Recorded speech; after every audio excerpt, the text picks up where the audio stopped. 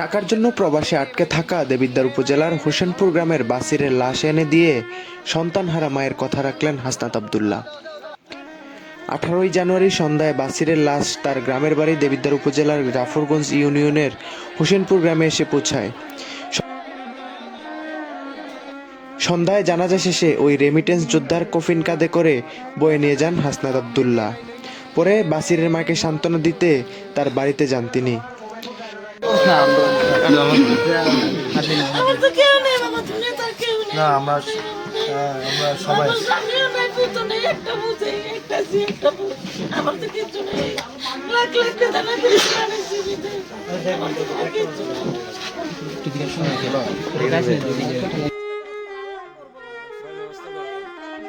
নিহত বাসিরের পরিবারের 7 লক্ষাধিক টাকা ঋণ পরিশোধ করার দায়িত্ব নেন এবং প্রতিবেশী এলাকার মানুষের কাছে তাদের পাশে থাকার আহ্বান জানান।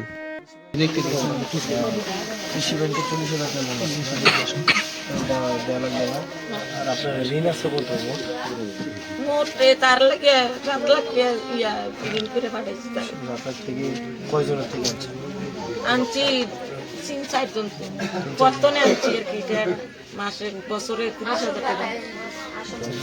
আমি কেমনে বললাম বাবা আমার মুদান্তন করেন না, আমার কিচ্ছু নাই বাবা, আমার তো কিচ্ছু নাই বাবা, আমার তো গেছে কাজ পাইছে না, যে কেন থেকে মদিনা শুরু গেছে 1 বছর গেছে বাবা।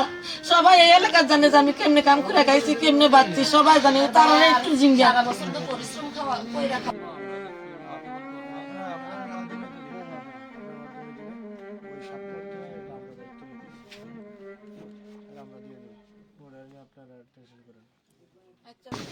এবং কর্মক্ষম মানুষও কেউ নাই, আপনারা একটু দায়িত্ব নেবেন।